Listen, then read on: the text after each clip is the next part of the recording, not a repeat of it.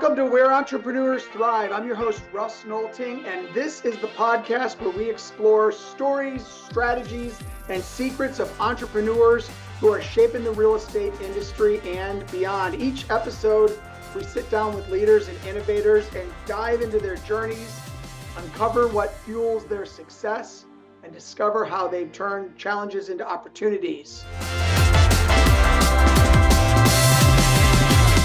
Today, I'm in the studio with Tyler Shields from Relevate, and we're going to dive into how he became the entrepreneur that we see today. Tyler, welcome to the podcast. Thanks for having me, Russ. Excited to be here. Awesome. Well, let's just get right into it. I always love talking to real estate people about where their journey started. So tell me what first drew you into real estate?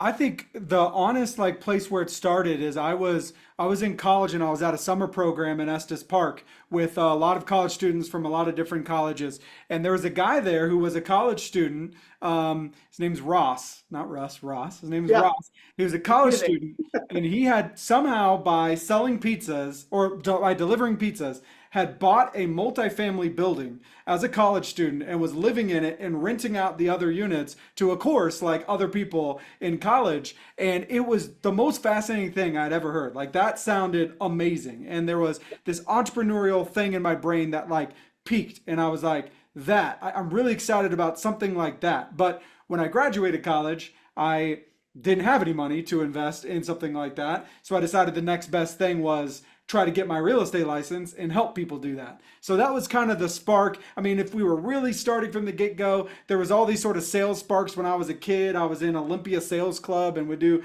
door-to-door salesman as a kid. So there was always some sales inside of me, but that was when it was real estate directed for sure. What were you selling as a kid door to door, just out of curiosity? It's, looking back, it's probably a scam for just get to kids to sell products. But basically, you have this packet full of just random products, whether it be popcorn tins or whatever. It's what you might sell in a school fundraiser, but it's not attached to a school. It's its own club. And then if you sell enough, you earn various prizes. So I ended up getting a Nintendo 64 because I sold enough door to door. So it was just random things. You just knock on people's door, show them the catalog. Hopefully they buy something. I love it. That's cool. So you're and did you go to school? Where'd you go to school? Mizzou? Went to University of Missouri. Yep.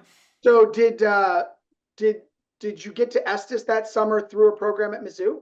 Yes, yeah. Actually, the church I went to at Mizzou is part of a network of churches, and they host this summer program at the YMCA of the Rockies in Estes Park. And so you go and you kind of have this leadership program there. You work at the YMCA of the Rockies. You make a little bit of money. You hike. You do fun stuff. But then you also get to hang out from people from all these other colleges around the nation. So my wife's family started going to YMCA of the Rockies for a family reunion in 1971. Wow. And they've gone every 3 years since then. I got married to her in 96. I went to my first YMCA of the Rockies camping. I thought it was like a campground, Yeah. I was going to be in a tent. Yeah. I went kicking and screaming in 09. Mm-hmm. And had this guy. He was 2 years old, and my son Ian. And we were outside, and there's a bear. It's 2:00 in the morning. You couldn't sleep outside. There's a bear right across the way, and I'm like, I'm hooked on this. And so we go there every 3 years. We spent a week there this summer. It's a great place. Our roots run deep. I spent 3 summers there, 2 summers as a camp counselor, 1 in the Sweet Memorial Program building. Yep. That's where I met my wife. We ended up going back and getting married at the Mountainside Chapel, the outdoor chapel up there. And then that's what ultimately brought us back to Colorado, is those summers in Colorado. We moved back to Missouri and then ultimately came back to Colorado because of our summers there. So that's so interesting. My daughter, Kate, who's my number 3, she worked at is Sweet Memorial the name of the craft shop? No, that's behind. That's the main building there. Sweet Memorial is the program building. They'll do different, hikes and programs and stuff. Yeah. So Kate worked at the craft shop 3 summers ago. Mm-hmm. My father-in-law was a counselor there. And in my Colorado story was 2021, July, driving down Big Thompson Canyon Road Yep. Yep. Number 30, from number Estes. We had 34. just Yep. spent a week there.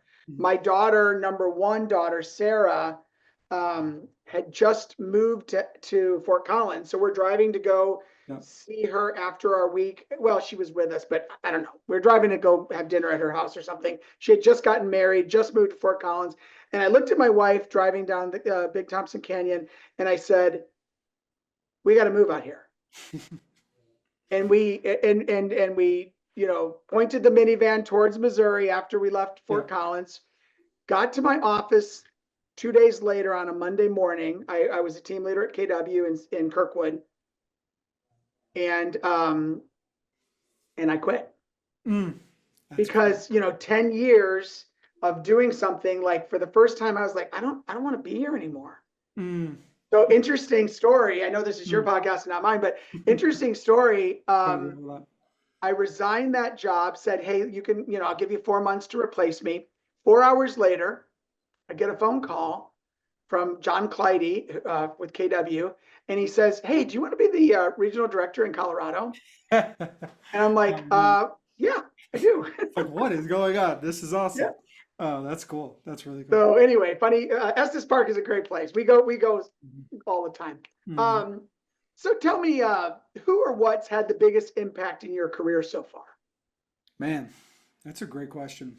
Um, I think probably the biggest impact, just like in my career while I was going through it, has been the business partners I've had, like from the get-go. I pretty much from the get-go had two equal equity business partners, Andrew Scholes and Matt Stover, and we pretty much from the get-go of building the real estate business, I knew that I wanted to build a team, and I knew that I was going to need help and people gifted in ways that I wasn't gifted. And so from that kind of first year that we launched the real estate business in Colorado, which is 2015, to basically like a year ago, those guys have had the largest impact, I think, on me and on the business because you have Andrew, really, really gifted in administration and operations and systems, and you have Matt, who's kind of your typical like a sales guy who's pushing sales and things like that, and then me being more the relational leader. But that combination was really, really valuable in us growing the business that we grew.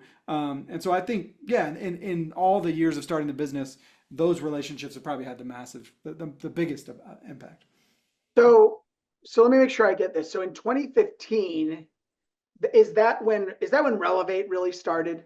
That is. So there's a little bit of background before that, which is, in college, I graduated college, was excited about getting into real estate. So I got my real estate license in Missouri. Pretty much, it was about a year after I got out of college because I got a government job first, just trying to figure out what I was doing. Yeah. Got my license about a year out of college. So I was 2011 in Missouri. And I joined a different brokerage, knew nothing, got very little training, and I closed 3 deals in my first 3 months, and I didn't realize like that was actually pretty good. But they didn't really Yeah. explain to me how to run a business, so I was your typical agent that if I didn't have a client, I spent all my time trying to find a client, and then if I had a client, I spent all my time working that client. And so, but yeah, by the end of that third one that closed, and I had no clients, my wife told me she was pregnant with our first, and I was like, crap, I need to go get a real job, quote unquote, like and stop playing real estate. And so I was your typical failed real estate agent. Less than 9 months into my first go around in real estate in 2011, I didn't even renew my license and I was out of real estate. But something about real estate still fascinated me. So a couple years later, I made my way back to Veterans United Realty, which is the real estate referral arm of Veterans United Home Loans. And for Yeah. 3 years there, I worked in their referral division, sending out referrals to real estate agents. And I eventually got to the point where I was a team lead, and I personally had 50 plus referral closings a month, and I was running a team that had 200 plus referral closings a month. And I spent 3 years all day. What I did was talk with buyers and sellers about their real estate needs, connect them with agents, and then audit how everything was going. And I spent enough time doing that I learned what it took to like succeed in real estate. So then in 2015, I moved to Colorado and I worked at Zillow for a year selling marketing until I could get my Colorado real estate license. And then the start of 2016 is when I left Zillow and went full time in real estate. So that was kind of the journey that brought me all the way back to like starting real estate again at the beginning of 2016, full time, but jumping in now with the experience of Veterans United Realty, of Zillow, and the previous experience of like, I feel like I know how to do it now.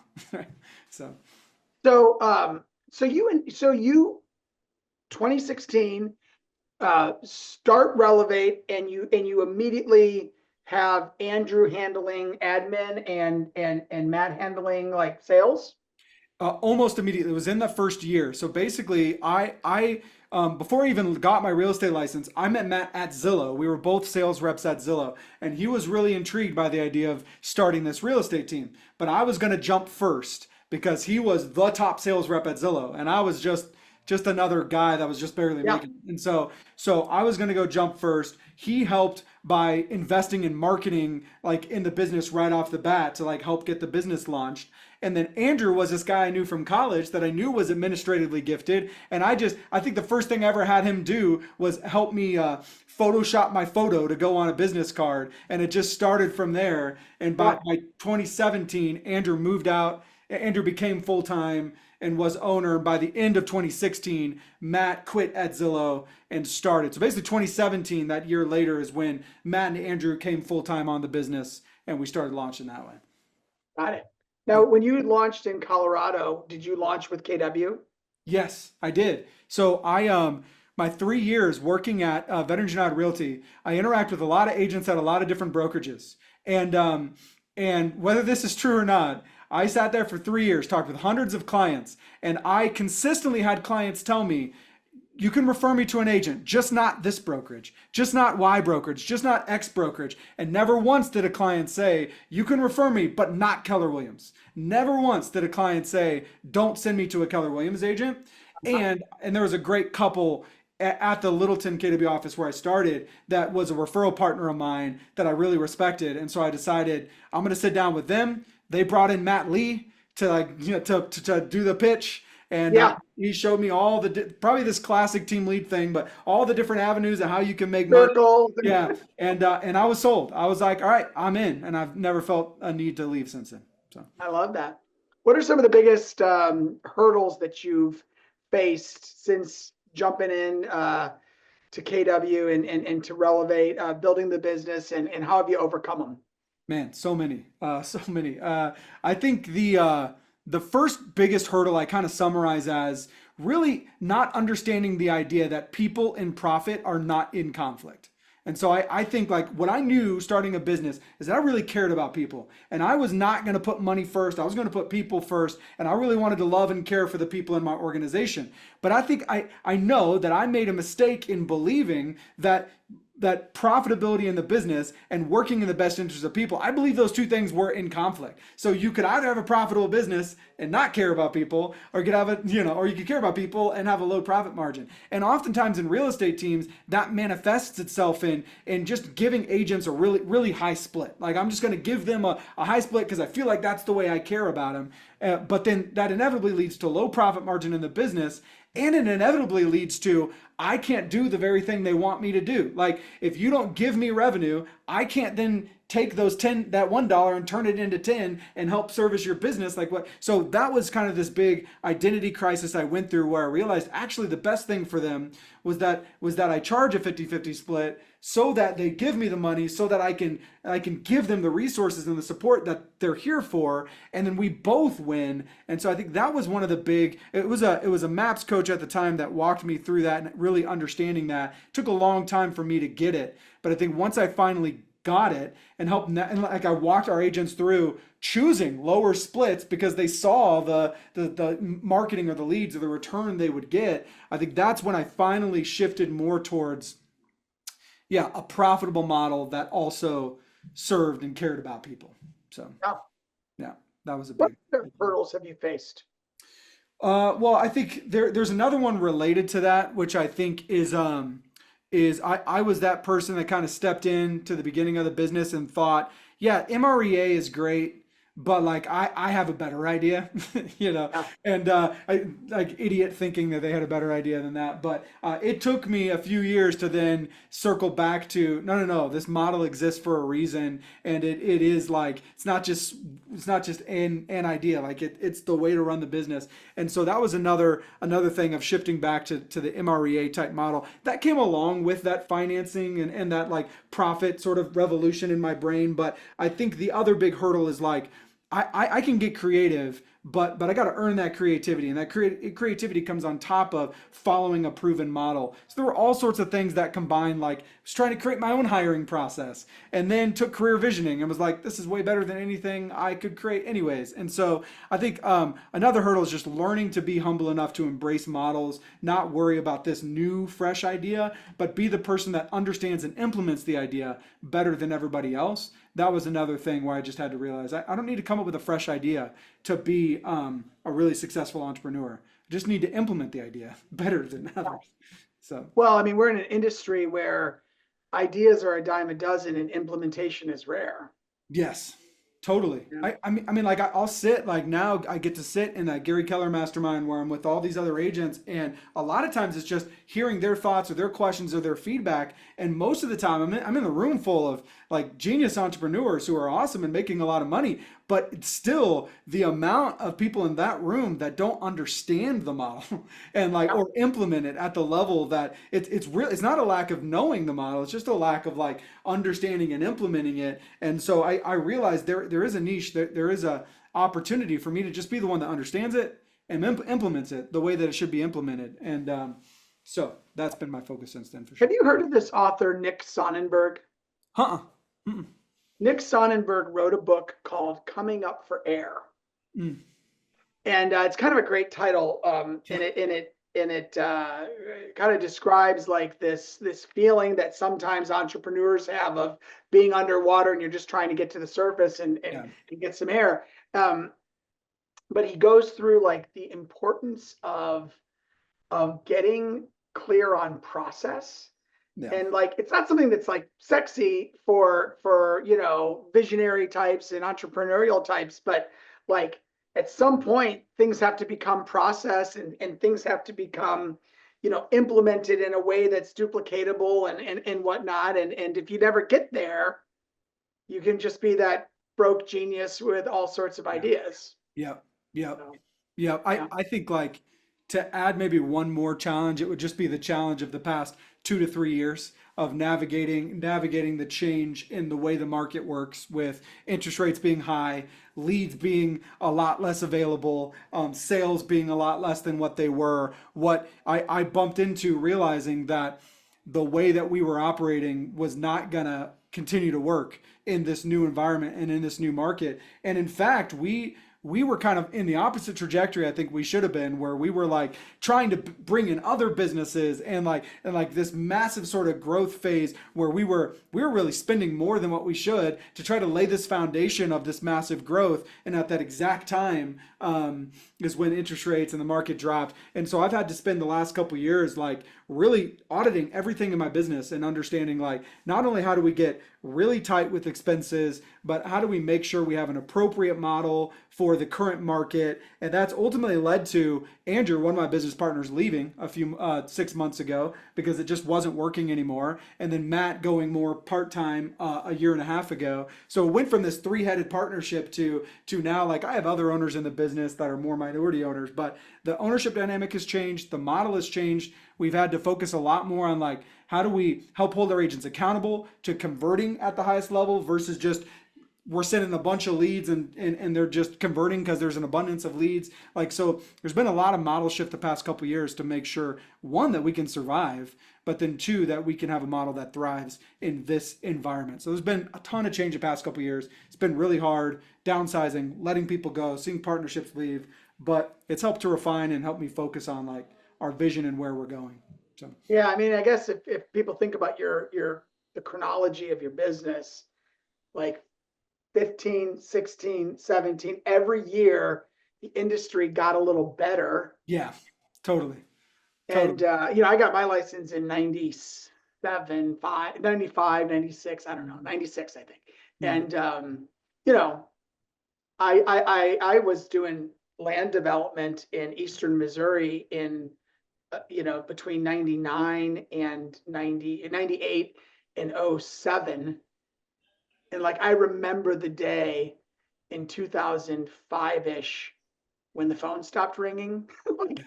Yeah. like I mean, I remember looking at my father. We were in business together. We were selling a lot of like 10-acre tracts in Mm, Callaway County, places that mhm, mhm. Montgomery County, Warren County.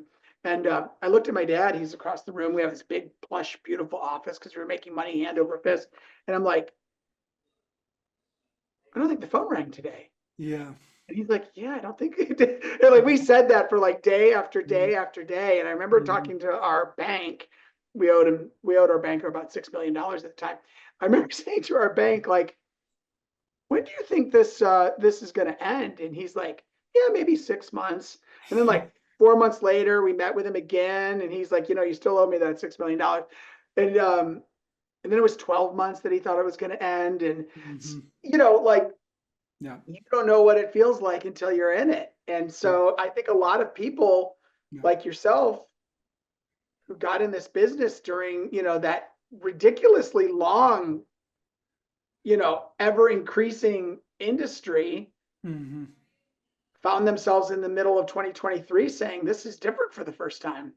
Totally. Well, and I mean, like, if you look at the trajectory of our business, it was like my first year in Colorado, 2015, 2016, 36 transactions. Our second year as a team, 100 transactions, a million in GCI. Third year, 2018, 2 million in GCI. 2019, 3 million in GCI, I think.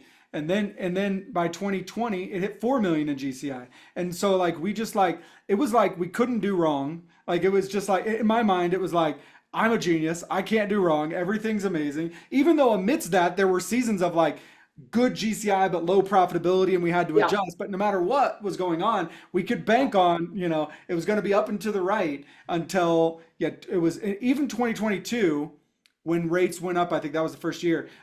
We stayed the same GCI wise. We didn't drop off. And it was Yeah. one of those years where like it was the first year we never went up. Even though we didn't drop off dramatically, it felt like a huge hit and a huge loss. And then 2023, it was down to 3 million in GCI.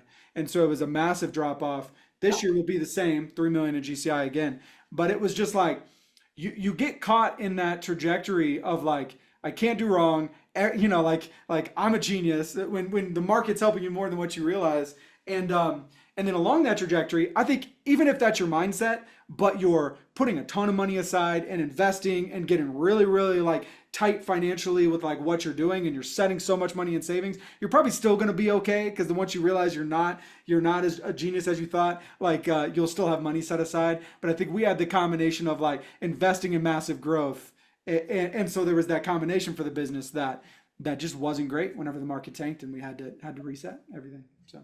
You mentioned that you're in a pretty exclusive room at KW. I mean, we have 151,000 agents, and that's a room of about 100 people now, right? Yeah, yeah, Um, Not asking you to name names, but have you noticed that there are people that used to be in that room that are no longer there? yeah. Like they've Totally, totally. That's honestly part of it was like I would look around and we'd have a terrible year, but I'd look around and in my mind, we'd have a terrible year because we didn't grow or we went backwards. But then I'd look around and we'd still be like ranked where we were or higher than the previous yeah, year. And it just made me realize, all right, we're not alone in this. Like it doesn't change my experience. It's still hard for me, but knowing that it was hard for everybody helped me to go, all right, like how I survive and how I navigate this is really going to set me up for the future because this is not just me. This is hard. And absolutely, I saw people that were in that room that weren't in that room anymore, or people that I mean, like saw way more dramatic drop offs than me because I think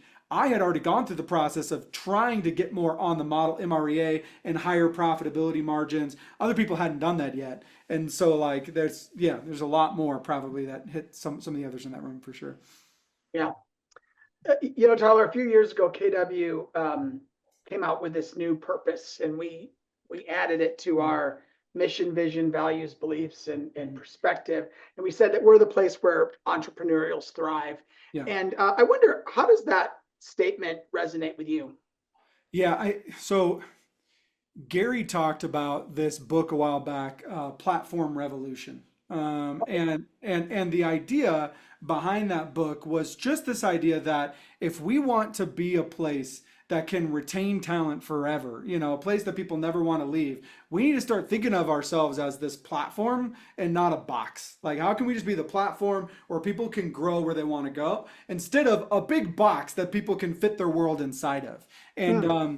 and I think a place where entrepreneurs thrive is a place that embraces that mindset. It's like, man, because entrepreneurs, I believe, want this sort of unlimited possibility. Like anything is possible, and there's a little bit of an addiction to up and to the right. And it's like, what does it look like to the? Andrew once said that he feels like I most care about what did he call it? Not just like not just impact, but that the impact grows and the impact grows exponentially. Like he's like, Tyler, you care about impact, but you care about exponentially increasing impact. You care about it getting more each year, not just that you impact the same people each year. And I think that that's how entrepreneurs think. It's like, how do I keep building this and keep growing this? And I think in order to do that, you need to be at a place that supports that allows you to kind of go where you want to go. But like you think about a place where it's like you got a $1 billion company like operating on the platform of Keller Williams. Like so that's an example. But I think it really is giving entrepreneurs, like giving business owners the freedom to say, hey, unlimited possibility, and what do we need to do to support that and help you grow? And so that's how I felt it, and that's how I've experienced it. Yeah, I love that. Mm. Um, Most of the time when I talk to top agents like yourself, I find that they have something in their business that they feel they do better than anyone else in the Mm. industry. And Mm. what's their secret sauce? I mean, what would you say yours is? Yeah. So I would say it's gonna sound not different, but I think as I dig into it, I hope that it does sound different. I would hope that the thing that sets us apart is that we love and care for our people, like the people in our organization, more than almost anybody else. And I think that we care about them at the level that when they leave, they don't talk negatively about us. Like, might be the only team that I think could have a family reunion for people that aren't here anymore, and they would come back and they would happily come celebrate. And like, Yeah.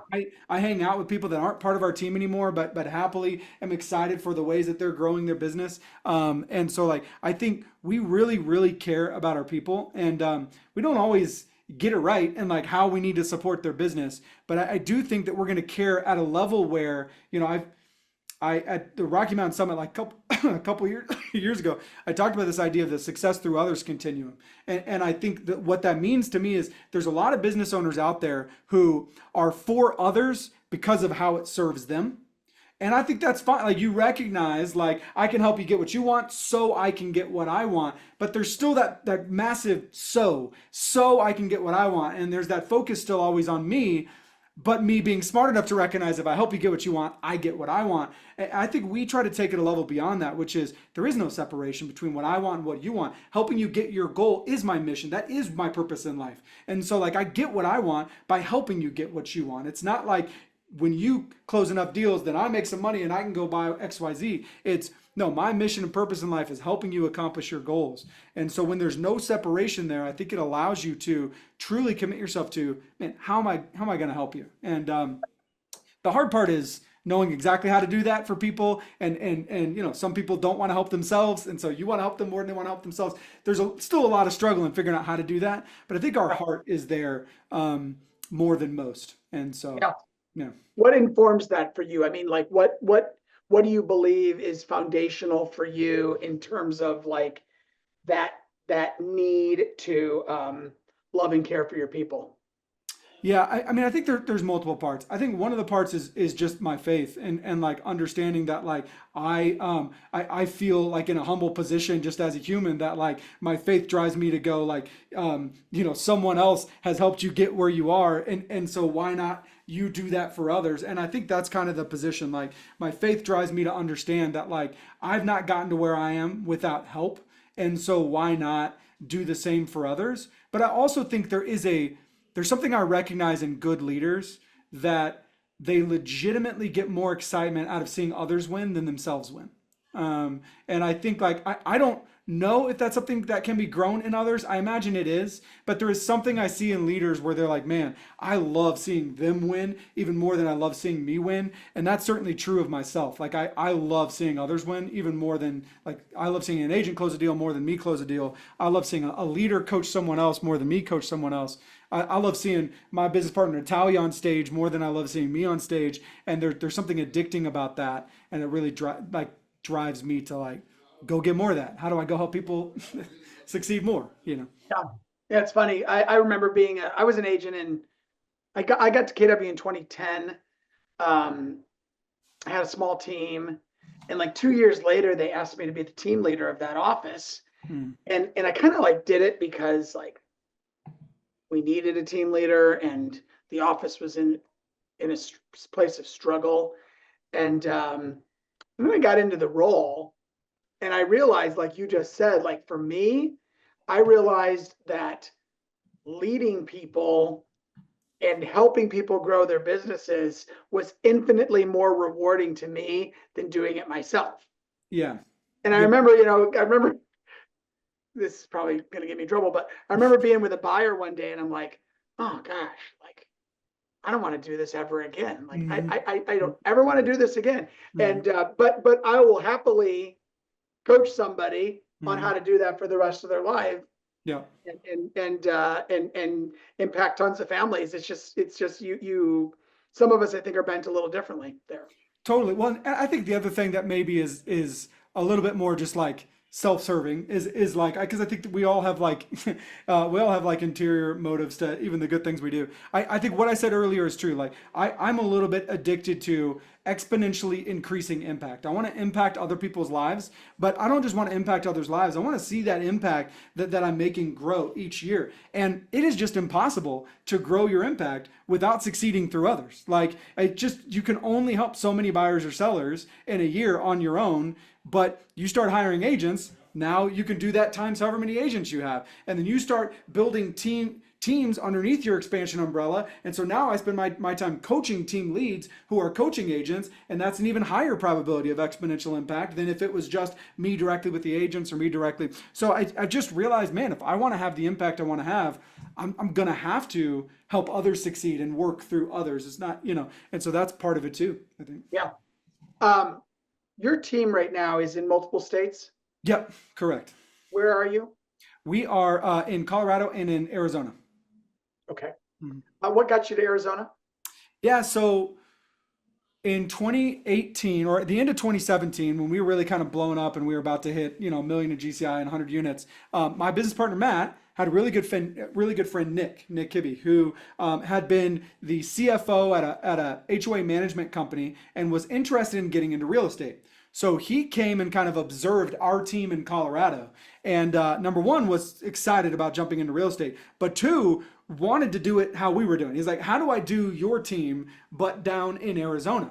And Yeah. so that's when Keller Williams was talking about this idea of expansion a lot, and it was a relatively new concept. And so I said, hey, we could try this expansion thing, and here's what it looks like. And that's really how we started. We had this vision of expansion from Keller Williams, and we had a person, a talent that we really wanted to work with that was willing to give us a lot of grace as we figured it out. And then ultimately Phoenix, where he was a great market for it and a really like similar market in the way marketing strategies and cultures worked to Colorado. So there wasn't a ton of change that needed to happen in our strategies to succeed down there. So it was that combination, the right person, the vision from Keller Williams, the right place, and that person was talent and gave us a lot of grace as we figured it out. And now our Arizona expansion is just as big, if not bigger, than our Colorado team. It's like Really? 50-50 Arizona and Colorado. So. Wow. So where will you end the year? Where will you end 2024 in units approximately? Yeah, we're going to be right around 230 units, right around 3 million in GCI for the year. Mhm. And that's both Yeah, states. combination of both. Yeah, both locations. Mhm. You're located in South Denver, DTC areas where you office. Do you have other teams in Colorado? or Not other other team, locations in Colorado? not other locations in Colorado, but our team in Colorado services a pretty wide spectrum. We have an agent on our DTC team who lives in Colorado Springs, and then we have some of our administrative staff and other people live up north. So we cover that whole front range, just because of kind of how we're scattered with where Yeah, people live. So sure. yeah. I'm curious what habits or routines have been game changers for your success. Yeah, man, there's a lot.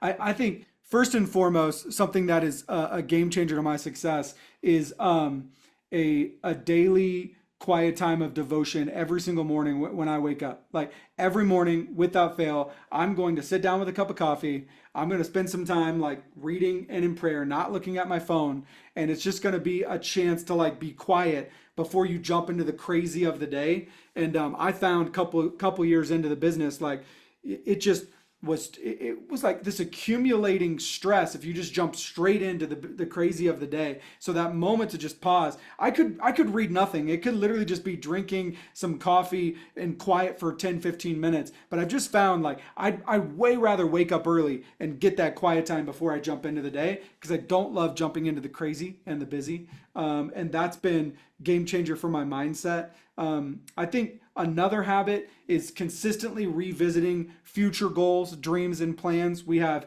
2 retreats a year with our team, a May one and a fall one. And it's a chance for everyone in the organization, but me too, to like just go, all right, am I on track for where I want to go 3, 5, 10 years from now? Am I still heading where I want to go? And I think it's incredibly motivating to your today when you remind yourself like how that's connected to where you want to be 10 years from now. So we have a habit and a rhythm of doing that consistently. But then beyond that, I think the 2 stand-up meetings we have a week with our team is really helpful for me and everyone on the team to just center back to 2 times a week. I'm going to share my goals. I'm going to share my commitments, and I'm going to refocus my business in front of everyone in an accountable environment. And so I think those rhythms probably have the most massive success outside of just one-on-ones with the most important people in my organization, and meeting with them consistently. But those are Yeah. probably the rhythms. Um, I love that. Do you, for your daily devotional thing, do you read something? I mean, are you like in a book or something like that? Do you have a guide for that? Yes. So it was like, I don't know how many years ago, 3 or 4 years ago, we discovered this devotional called He Reads Truth. And then there's a version also called She Reads Truth. So my wife and I read the same thing every day, but it's this devotional book. And so it's 5 days of pretty heavy, like just scripture reading and some prompts to like journal occasionally. Saturday is like a really light reading, and then Sunday is like a very light reading. So it allows you to catch up if you like miss a day or something like Yeah. that. But my wife and I read the same thing every day. We don't necessarily consistently discuss what we're reading every day, but Yeah. we do occasionally discuss. But what I like about this what I like about this devotion in particular, is that it's really, really just heavy scripture. And I've done others that is just a lot of like prompt from other people and like really like Yeah. scripture. So I like that it's just a lot of scripture and reading and just a chance to reflect and be refreshed and renewed every morning. So I love that. yeah, Um, you're married. How many kids you have? we have 6 kids and a seventh on the way. You have a seventh on the way. Yes, Congratulations. That's thank you. exciting. Yes, thank you. That's huge. Did you come from a big family? I did not come from a big family. I had one sister. My wife came from a big family. She was one of 6. And so she made it pretty clear when we were getting married that 4 was going to be the minimum, and we'll see what happens. So, Now, do you uh, drive one of those like super long boxy vans? well, we will need to now. Yeah, I think so. We've been fitting in the Honda Odyssey. There's 8 seats in the Honda Odyssey, but we're not going to fit anymore now. So we're going to have to go to the Ford Transit world for sure. So, It's hilarious. yeah. My funny Honda Odyssey story. So when we were in Estes Park this summer, they had closed one of the main downtown roads, and the traffic was terrible. And I'm sitting in traffic, and the guy behind me shoves my SUV into the car in front of me. Oh gosh. So my car was crunched, and it was totaled. Hmm. So blah blah blah, insurance company problems. My wife comes back to me a few weeks ago and says, I'm gonna go buy a car. And I'm like, you're gonna go buy a car? And she goes, yeah. She goes, I'm driving to Des Moines to pick up a Honda Odyssey. And I'm like, what? So we have a grandchild now. This number one, Sarah, had a baby almost 2 years ago. And my wife's like, I've always liked my Honda Odyssey. I'm going back to having a Honda Odyssey. So we're like the grandparents now going back to the minivan, but Yep. Yep. it's, It is the most like efficient vehicle of all, like yeah, most practical and efficient vehicle of all time. Like it's hard to argue with the practicality of a minivan. So yeah, yeah, exactly. So yeah, anyway, that's great. Well, congrats on the baby. That's awesome. appreciate it. Um, what's something about you that would surprise people that are listening to Well, this? I was going to say that I have 6 kids, a seventh on the way. I Yeah. think that is that's probably surprising. It may or may not be that surprising that, while running a team, I'm also a pastor at my church and I preach routinely. I'm actually preaching this Sunday. So Oh, really? I preach like every other month, but it's really life-giving to be able to take lessons learned in leadership of the business and be able to help grow the church and the organization that way. But yeah, I'm a pastor, father of 6, soon to be 7, and run a team. That's about what I have time for in my life. So Amazing. That's yeah, awesome. yeah, So some people that are going to listen to this podcast are brand new in real estate. yeah. And your trajectory obviously has been fast and furious. And I mean, did you say in your third year you did 1 million in GCI? Yeah. Second year. Second year. Yeah. Um, what advice would you give to someone that's starting out in this business 2025 and they want to kill it? What would you tell them? Yeah, I think a couple things. I think one, you got to know why success matters to you and those around you. Like think about the future of what success in your life would do for you and for others around you, and understand that because it will get really really hard, and you need to know why you're doing it when it gets really really hard. And it's important that it's. I think that it's important that it matters for more than just you, but also others around you, because it's a lot easier to let yourself down than let others down. So understand why success matters to you. There's a good section in Millionaire Real Estate Investor that talks about this, that kind of plays out like the impact that your business can have on others, that can walk you through that. But understand why your business matters to you. And then I think number two, I think the best advice that I had was you can choose a way to grow your business that sounds fun and sounds exciting to you. Like you don't have to go with just whatever random lead gen you think you should, but it is going to look like hard work no matter what you choose. Like it's going to look like hard work no matter what you choose. But if you choose a lead generation pillar or an avenue that you sounds exciting or you're more willing to do, you're probably more likely to do the hard work. And so you could trick yourself into hard work by choosing the paths that you like. But at the end of the day, you can choose what you love, but it's going to look like hard work. And I think ultimately understanding that to build a big business, you kind of have to fall in love with the process of growing the business and sourcing the business. Because it doesn't matter how much you love, working with buyers and sellers. If you don't have any, you're not going to have a business. And so you got to settle into it's just some rhythm of growing your business that you love. And I think that's the most common thing I see with new agents is they're like, I'm getting into real estate because I love real estate. I love houses. And it's like, well, if you want to succeed in real estate, you better start loving lead gen because that's how your business is going to grow. And so you don't have to love it up front, but you got to figure out a way to love it or else you're not going to keep doing it. So Yeah, and to your great point, you got to figure out what form of lead gen you like. totally. Yep. Yeah. I Absolutely. remember saying to my wife in about '08, I said, I said, never going to do an open house ever again. Mm, Because I had gotten into this idea that I had to kind of thinly spread around all the forms of lead gen. And at the end of '08, I tracked my business and I realized, gosh, I did an open house like every Sunday for the entire year yeah. and didn't get a single client from it. Mm, mm, And then I also at that same time said, and oh, by the way, I got to keep answering my phone because 45% of our business came because I actually answer my telephone, mm, mm. sign calls. Yeah.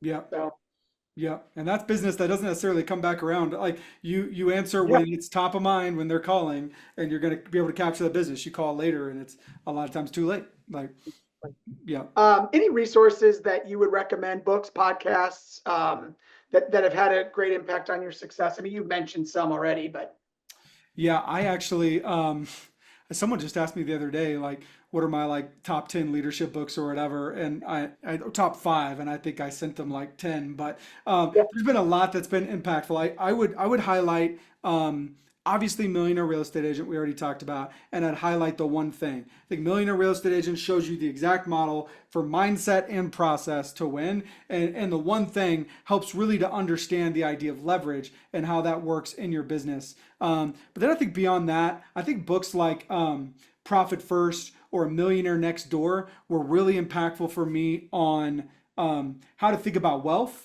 and Millionaire Real Estate Investor as well. Like how to think about wealth, how to think about money to make sure that you're not just building success, but you're putting money aside. And then I think finally the third category is like the book Traction or Rocket Fuel are books that really help to think about how do you go through the process of actually running the business and running the organization. You could throw books in like Who Not How in that category as well. And there's a million other good ones, but I think those are kind of the three things I would maybe start off with as like what feels really, really good. So, Awesome. Anything else that you'd like to share with us, or any other takeaways?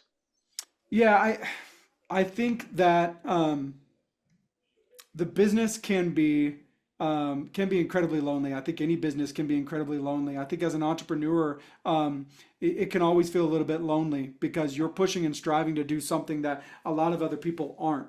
But know that it doesn't have to be that way. Like I think that there is always opportunity to try to find a community so that you're not alone. I mean, like that's one of the reasons I love Keller Williams is because I can get in a room full of people where I'm the lowest on the totem pole, but they all have similar mindsets to me, and I can feel like I can feel aligned. In a market center, you can get next to other agents, who feel the same way you do. You can have a coach, or you can have a mentor. You can be part of a team. There's a lot of different avenues, I think, to like find that collaboration and those people that have the same mindset. But it doesn't have to be lonely. And I think for me, collaboration and coming alongside people who have similar mindsets is what has really helped me not only to grow, but just survive like through the hard times. So I think that maybe would be the last thing I would think of. So Tyler, thank you very much for sharing with us today, and I really appreciate you being generous with your thoughts and the strategies that you've shared. yeah, my pleasure. Again, thanks for having me. All right, and thanks for tuning in to Where Entrepreneurs Thrive. And if you want information about how to send referrals to Tyler, we'll include it in the content down below. Thanks a bunch. Have a good day.